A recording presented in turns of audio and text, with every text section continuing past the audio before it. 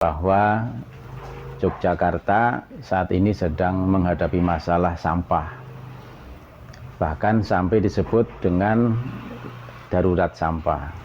Darurat sampah di Jogja, ya kita ingat ya perilaku kita sendiri, kita bercermin bahwa memang kita itu sukanya menunda-nunda pekerjaan ya. Saat belajar ada istilah SKS, bukan diartikan sistem kredit semester ya, tetapi diartikan dengan sistem kebut semalam. Apapun hal yang terkait untuk mengurangi sampah itu berkaitan dengan mindset, berkaitan dengan pemahaman dan keyakinan masyarakat. Ketika masyarakat masih menganggap bahwa sampah itu bukan tanggung jawab dia, tanggung jawab pemerintah, itu ya berarti selamanya sampah itu akan menjadi bermasalah.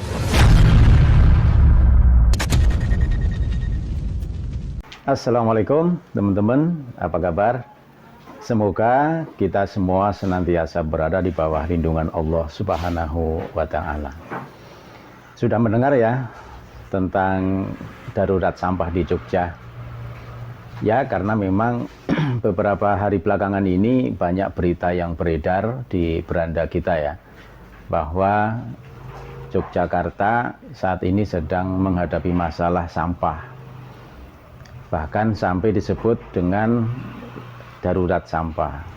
Mungkin ada yang bertanya, kenapa sampai disebut darurat?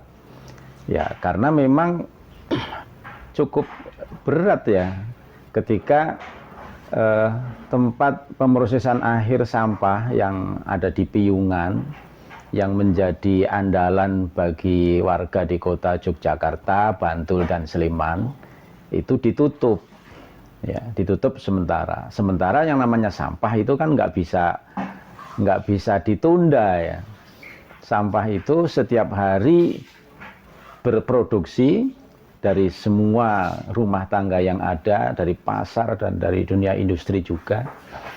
Nah, sementara tempat yang harus menampung itu ditutup.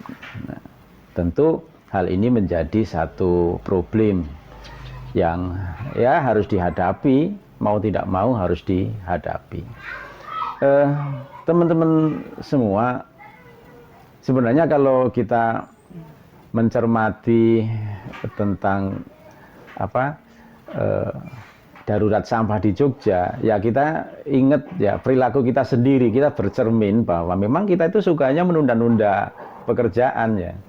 Dulu zaman saat belajar ada istilah SKS, bukan diartikan sistem kredit semester ya, tetapi diartikan dengan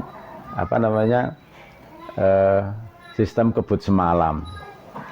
Nah, ini artinya perilaku menunda-nunda ini mewabah. Nah, satu hal terkait dengan sampah itu mestinya tidak boleh ditunda-tunda. Tahun 2022 yang lalu, kalau kita baca di Republika, itu sudah diperingatkan bahwa Yogyakarta akan berpotensi darurat sampah. Kenapa? Karena saat itu TPA Piungan disebut sudah over kapasitas. Bahkan ketika warga Piungan atau warga yang ada di sekitar TPA Piungan itu melakukan blokade terhadap truk-truk sampah yang masuk, itu menunjukkan ada hal yang tidak pas gitu. Teman-teman sekalian, terus apa langkah-langkah yang dilakukan oleh pemerintah Yogyakarta, termasuk juga warga Jogja?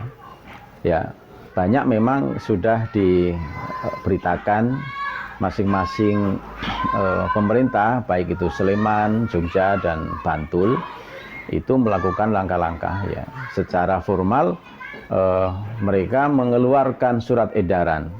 Salah satu contohnya yang menarik itu kalau di Bantul, itu yang pertama, yang terutama ya, itu mengoptimalkan TPS 3R, yaitu tempat pembuangan sampah 3R. Jadi di situ ada prinsip reduce, reuse, dan recycle. Yang kedua, warga dihimbau, bahkan mungkin diperintahkan ya, itu membuat jugangan. Nah, jugangan.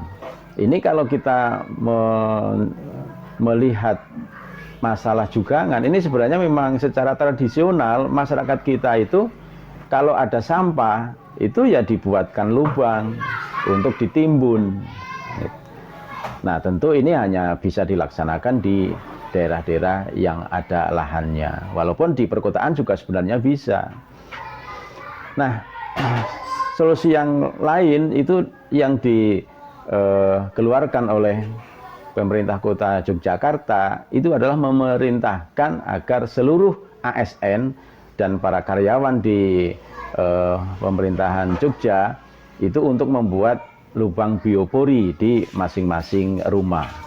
Dan karena ini perintah ke ASN, tentu ada mekanisme pelaporan yang memastikan bahwa semua itu harus melakukan. Kalau masalah biopori ini memang solusi terhadap masalah banjir juga dan juga sampah. Nah, kalau sampah itu biopori ini kan bisa untuk tempat sekaligus kayak jugangan tadi ya, cuman mungkin lebih kecil. Jadi untuk sampah-sampah dari dapur, sampah-sampah dari tanaman-tanaman yang ada di sekitar rumah itu bisa dimasukkan ke dalam biopori. Nah, tentu semakin banyak lubang biopori, dia akan semakin memberikan dampak. Nah, teman-teman sekalian, kalau kita melihat data bahwa sampah organik itu kan 60% dari sampah yang ada. Ya. Jadi kalau masyarakat Yogyakarta dan tidak hanya Jogja ya, di mana saja, itu kalau bisa memilah sampah dari sejak rumah, ya, terus dipisah antara yang organik dengan anorganik, itu beban dari TPA, ya, tempat pemrosesan akhir itu jauh akan berkurang. Ini yang menjadi problem itu kan penduduk semakin banyak, sampah semakin banyak, tetapi belum ada perubahan signifikan perilaku masyarakat untuk memilah sampah. Dan ini tentu pemerintah melihat kondisi yang ada, khususnya yang di Yogyakarta ini mestinya solusi-solusi yang sekarang ditawarkan, solusi yang sekarang dijalankan, itu tidak berhenti ketika nanti TPA itu kembali beroperasi. Ya, seperti kita ketahui bahwa TPA Piungan yang beroperasi sejak tahun 96 ya, itu memang sudah beberapa kali mendapatkan perhatian baik masyarakat maupun para ahli bahwa TPA Piungan ini memiliki keterbatasan atau lokasinya itu bisa dikatakan cepat untuk penuh gitu. Nah, sementara sekarang tempat untuk sementara yang sedang dibangun itu baru bisa beroperasi pada bulan Oktober yang akan datang. Nah, teman sekalian, kalau Sleman itu berita terakhir kemarin menyebutkan mengoperasikan tempat pembuangan sampah sementara. Nah, tentu Bantul dan Kota Yogyakarta barangkali juga punya ya tempat-tempat penampungan sementara yang di situ harusnya itu dimanfaatkan untuk memproses, mengurangi ya, sehingga bisa menunda untuk pembuangan sampah di TPA Piungan yang saat ini sedang dilakukan penutupan sementara. Kalau masalah bank sampah dan kampanye-kampanye perilaku minim sampah itu sudah pasti sudah seharusnya memang terus dilakukan, karena apapun hal yang terkait untuk mengurangi sampah itu berkaitan dengan mindset, berkaitan dengan pemahaman dan keyakinan masyarakat.